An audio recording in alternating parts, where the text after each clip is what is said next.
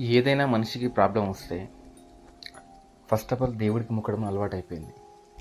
దేవుడు నాకు ఈ ప్రాబ్లం వచ్చింది, దీన్ని ఎలాగైనా సాల్వ్ చేయండి అని గుళ్ళకి వెళ్ళడం, ప్రార్థనలు చేయడం. ఎవరెవరికి నచ్చిన గ్రంథాలు వాళ్ళకు ఉన్నాయి. ఎవరి మతాలకు వాళ్ళ గ్రంథం ప్రాముఖ్యతగా ఉంది. ఆ గ్రంథము ప్రతిదీ నాకే ప్రాముఖ్యత, మాదే ప్రాధాన్యత ఉన్నంత విధంగా వాళ్ళు దాన్ని పూజించి అందులో ఉన్నట్టు విధంగా ఆచరిస్తారు. నమాజ్కి వెళ్తారు, చర్చికి వెళ్తారు, గుళ్ళోకి వెళ్తారు. వారి వారి అవసరాలను బట్టి, వాళ్ళకున్న రోగాలను బట్టి, వాళ్ళ హెల్త్ ప్రాబ్లమ్స్ని బట్టి వెళ్తుంటారు. నిజంగా దేవుడు ఉన్నట్టయితే మరి కరోనా టైంలో ఎంతోమంది పూజారులు చనిపోయారు, ఎంతోమంది ప్రవక్తలు చనిపోయారు, ఎంతోమంది చర్చి ఫాస్టర్లు చనిపోయారు. అసలు ఈ జీవితము, ఈ ప్రపంచమే అతలాకుతలం అయిపోయింది. ప్రతి ఒక్క ఇంట్లో దేవునికి ఒక పటం ఉంటుంది. పటంకి దేవుడు కిందికి ఇట్లా చేతులు పెట్టి ఆశీర్వదించేటట్టుగా ఉంటాడు. మరి వాళ్ళ ఆశీర్వాదాలను ఎటుపోయినట్టు? ఏ దేవుడు ఈ ప్రపంచాన్ని కాపాడలేదే, మళ్ళీ డాక్టర్లే రావాల్సి వచ్చింది.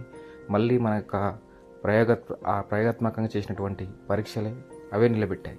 అంటే బ్రతకడం కోసము మనకు కావాల్సిన పుణ్యం కానీ, పాపం కానీ, మంచి చెడు మళ్ళీ మనిషి రూపకంగానే దేవుడు ఏదో ఒక ఆలాపన ఇస్తాడని నమ్మి మనకు మనమే ఒక వ్యక్తిని ఏ రకంగా ఇబ్బంది పెట్టకూడదు, ప్రతి దానికి ఒక సొల్యూషన్ ఉంటుంది అనేటువంటి విషయం మర్చిపోయి ఫస్ట్ ఆఫ్ ఆల్ మన ఆత్మ మనకి పరిశుద్ధంగా ఉంచుకోవాలి. ఎదుటి వ్యక్తిని భిన్నంగా కానీ, తప్పుగా కానీ చూడకుండా ప్రతిదీ పాజిటివ్ కోణంలో ఆలోచన చేస్తే ఏది అవసరం లేదు. ప్రాబ్లం అనేవి వస్తుంటాయి, టేకప్ చేయడమే లైఫ్.